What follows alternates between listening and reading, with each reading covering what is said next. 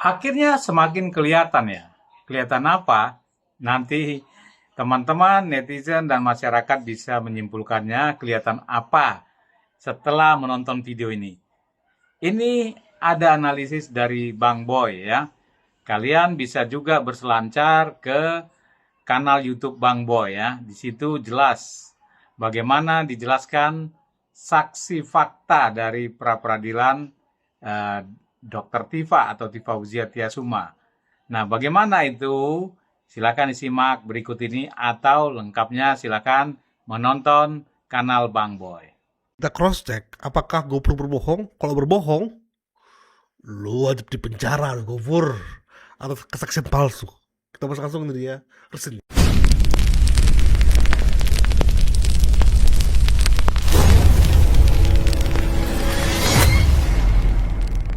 Kemudian satu hal lagi, saya heran ya, selalu yang dilakukan jaksa ini seolah-olah di luar undang-undang. Buktinya apa? Dia tahu persis kan ada aturan di sini yang menyatakan bahwa jika ada sidang di Rapid, maka tidak boleh ada pokok perkara. Tapi kenapa masih memaksakan memanggil? Padahal di sini jaksa ikut bersidang di sini. Aneh kan? Mereka ikut bersidang, mereka mengetahui, tapi tetap mereka memberikan jadwal untuk persidangan pokok perkara. Banyak hal-hal yang dilanggar termasuk panggilan. Relasi yang diberikan itu seharusnya minimal 7 hari sebelumnya, bukan setengah hari.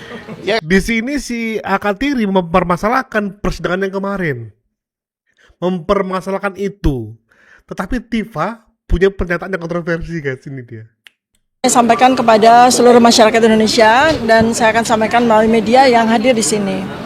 Pertama adalah klarifikasi saya terkait pada panggilan sidang yang berlangsung pada hari Kamis 13 Agustus 2026. Tidak benar bahwa saya tidak hadir, ya, tidak benar bahwa saya tidak hadir. Saya ada di pada tempat tersebut, tetapi Anda semua juga bisa melihat melalui live streaming yang dilakukan oleh Pengadilan Negeri Jakarta Timur bahwa persidangan boleh dikata tidak jadi dilakukan, ya, karena pastilah hakim dari Pengadilan Negeri Jakarta Timur tahu bahwa kami sedang menjalankan Tukang ngibul. Hakim itu nunggu lu gak datang. Makanya ditunda. Kok hakim tahu ada Rapid, makanya hakim bijaksana. Pret. Penipu. sidang pra-peradilan di PN Jakarta Selatan. Oleh karena itu maka sidang kemarin berlangsung amat sangat singkat, kurang dari 5 menit. Jadi sekali lagi saya perlu sampaikan karena lu gak datang, Tifa. Aduh, orang ini kayak gak bilang sama lu ya guys ya. Mereka itu bersidang live, semua mata menyaksikan dan semua mata mendengarkan. Betul? Tapi apa yang mereka sampaikan karena mereka nggak hadir kayak pembalikan, seolah kita terpengaruh. Padahal kita saksi mata semuanya. Rakyat Indonesia jadi saksi mata kemarin. Jadi nggak bisa ditipu, dibohongi dengan konfres seperti ini, Tifa. Kalau itu mangkir, nggak hadir. Ya, nggak hadir. klarifikasi, ya, banyak pihak-pihak lawan, ya, Termul, buzzer dan sebagainya menyatakan bahwa Dr. Tifa mangkir dari persidangan. Itu tidak benar, ya. Nah, kemudian yang kedua adalah itu menunjukkan bahwa Pengadilan Negeri Jakarta Timur menghormati apa yang terjadi di Pengadilan Negeri Jakarta Selatan. Enggak, pertanyaannya kenapa kau nggak datang? Itu jawab dulu. Kau bilang, enggak, saya hadir. Di mana kau? Kau itu nggak nampak batang hidungmu, Tifa. Di mana kami saat ini sedang menjalankan pra-pengadilan. Dan sesuai dengan undang-undang bahwa sidang pokok perkara itu tidak bisa dijalankan kalau sidang pra-peradilan masih berjalan. Ya, itu yang harus diketahui oleh seluruh masyarakat Indonesia. Nanti lebih teknisnya akan disampaikan oleh advokat saya. Itu pertama adalah klarifikasi yang perlu saya sampaikan di sini. Kemudian yang kedua adalah saya memberikan underline, saya memberikan penegasan bahwa saya tidak mangkir, saya tidak menyerah. Terbukti dengan apa yang tadi para advokat saya sampaikan pada sidang pra-peradilan ini. kita semua berjuang untuk meluruskan undang Itu udah omong kosong gitu. Yang pasti dia seolah-olah mengatakan bahwasanya hakim itu tahu kok. Tetapi Akatiri mengatakan, kami komplain, kenapa ada persidangan tersebut? Wah, Tifa kan mengakuin itu hakim punya kebijaksanaan. Tapi Akatiri ngotot bahwasanya itu kesalahan JPU. Kalian aja nggak kompak menilai masalah sidang kemarin itu, ya. Harusnya seminggu aja sebenarnya. Cuma kan komplain tidak cukup yang mulia baik hati. Oke, 2 minggu. Lalu karena 2 minggu di framing, berarti hakim menunggu pra-pitnya selesai. Ya udah, kita uji. Mau nggak pra-pit yang kedua? Pasti pra-pit yang kedua. Ya, pasti guys. Soalnya Tifa udah mulai playing victim bahwasanya aku mau dibunuh, kerugian material. Jadi persidangan pra-pit Tifa ini menampilkan 2 saksi ya, saksi fakta dan saksi ahli. Faktanya Gofur, ahlinya si Didi. Ya, itu aja. Nah, ini dia guys. Atau memberi kesempatan untuk bikin perubahan. Baik yang mulia, saya jelaskan bahwa sebelum pembacaan surat dakwaan tidak ada pernyataan seperti itu.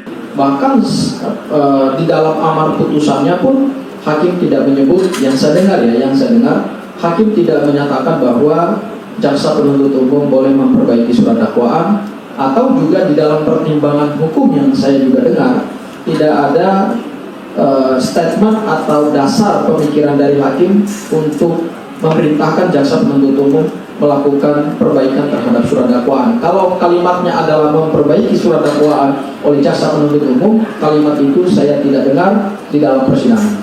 Seperti itu ya. Berbohong kali kok ya. Selama persidangan itu ada 74 ayat ya, 75 ayat 4 itu ada.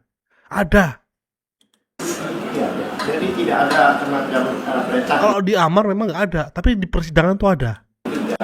Tidak ada kalimat yang secara terang, statement secara terang, bahkan di dalam dasar pertimbangan termasuk juga dalam amar putusan bahwa jaksa penuntut umum yang mempunyai hak sebagai seorang pendakwa terhadap terdakwa itu diberikan kesempatan untuk memperbaiki surat dakwaan. Kalau kalimatnya memperbaiki, saya tidak dengar seperti itu.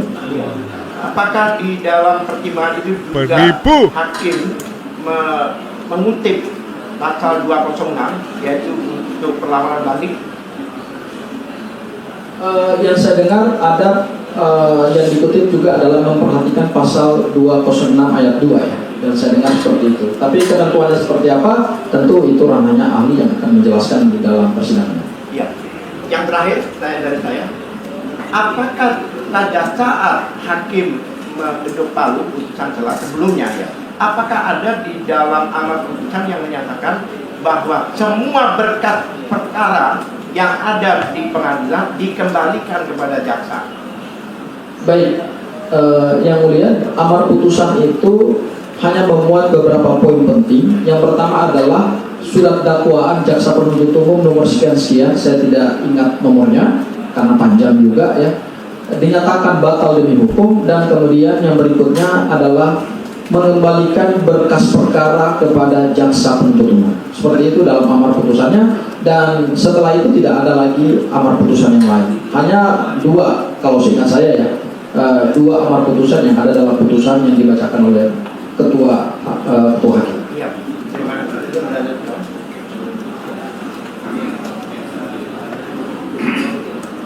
Saudara saksi, Dekat. saudara saksi ya, saudara saksi pernah membaca bukunya Yahya Harahap tentang hukum acara pidana. Semasa saya kuliah, saya pernah belajar dari Yahya Harahap baik pidana maupun perdata.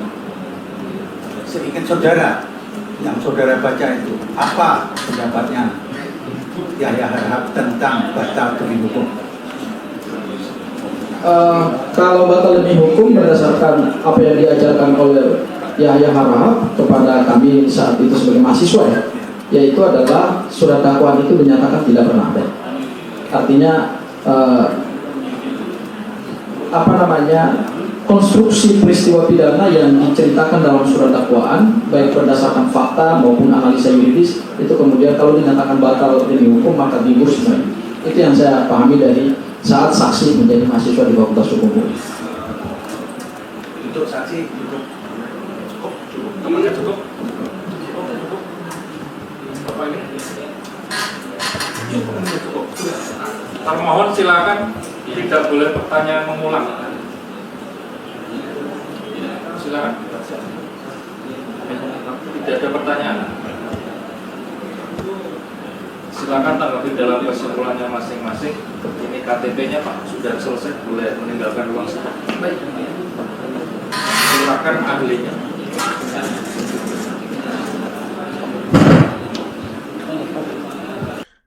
Udah gitu ya Pur.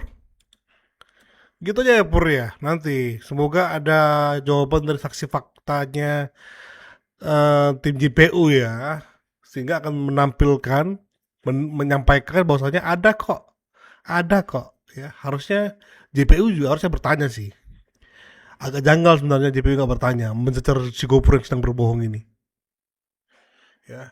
Kita masuk ke ahlinya mereka guys. Terkait dengan pasal 158 ya, ahli ya, itu mengatur tentang objek dari pra-peradilan, kewenangan dari pengadilan negeri untuk memeriksa dan mengadili perkara untuk objek pra-peradilan. Ada 6 poin. Ada 6 poin yang diatur secara tegas di dalam pasal 158. Betul. Menurut pendapat ahli, untuk terkait dengan melimpahkan perkara kembali ke pengadilan, itu termasuk dari objek yang mana? Jadi kalau limpahannya itu bukan objek, yang objeknya ada yang di sana A, B, C, D, E, F ya, di sana. Nah itu kan ada yang penuntutan, objeknya ada penuntutan. Yang di pasal 158. Ya, coba dibaca. Huruf B, sah atau tidaknya penghentian penyidikan atau penghentian penuntutan. Iya. Ada kata penghentian di situ. Betul. Jadi yang itu penghentian penuntutan. Termasuk. Sah atau tidaknya penghentian penyidikan atau penghentian penuntutan menurut ahli. Ya bisa. Bisa di sini Bisa. ya. Terkait dengan pasal 75 ayat 4 tadi ya. Saya tertarik ahli tadi menjelaskan, memberikan pendapat bahwa kita tidak bisa menginterpretasikan pasal.